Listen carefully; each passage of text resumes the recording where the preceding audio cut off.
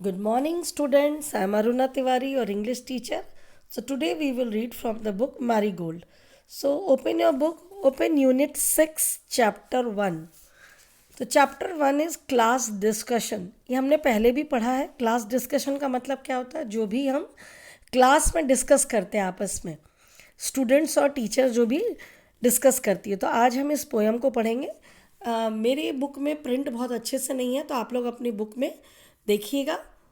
चलिए हम रीड करते. In the class discussion Jen you hardly said a word. तो इस पोएम में टीचर जो है वो क्लास में पढ़ा रही है, और क्लास में हर बच्चा एकदम प्रॉम्प्ट नहीं होता है कि कुछ भी पूछा जाए तो तुरंत जवाब दे. बहुत सारे बच्चे ऐसे होते हैं जो कि कुछ पूछो तो तुरंत जवाब देते हैं, बट कुछ बच्चे शांत होते हैं. तो ये उसी के ऊपर एक पोयम है जिसे लिखा है गरवास फिन ने. तो इसमें जो है कि क्लास टीचर है, जो टीचर पढ़ा रही है, तो उस क्लास डिस्कशन में जेन जो टीचर है वो बोलती है कि in the class discussion Jen you hardly said a word. तो टीचर बोलती है कि जेन, तुमने क्लास डिस्कशन में एक भी शब्द नहीं बोला. We all aired our opinion but from you we barely heard. तो उन्होंने कहा कि हम सब ने, एयर्ड का मतलब हो कि हम सब आपस में बात कर रहे हैं उसके बारे में, जो भी डिस्कशन हो रहा है सबके साथ, लेकिन तुमने कुछ भी, एक शब्द भी, बेयरली का मतलब एक शब्द भी तुम्हारे मुंह से हमने नहीं सुना. You sat and stare in silence surrounded by the chatter. तो उन्होंने कहा कि इतना शोरगुल हो रहा है क्लास में, चैटर मतलब बहुत ज़्यादा आवाज़ हो रही है, लेकिन तुम चुपचाप बैठी रही. और स्टेयर मतलब देखते रहना, घूरते रहना.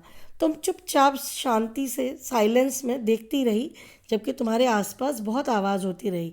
Now tell me Jane. Teacher बोलती है कि जेन बताओ मुझे.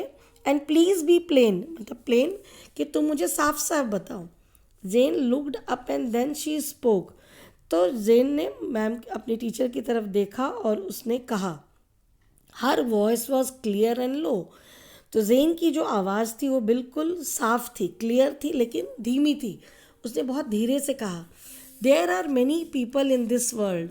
तो उसने कहा कि इस दुनिया में बहुत सारे ऐसे लोग हैं, who are rather quiet you know. उसने कहा कि जो कि आप जानती हैं कि जो लोग बहुत चुप रहते हैं. तो कोई ज़रूरी नहीं है कि सब लोग बहुत ज़्यादा बोलें.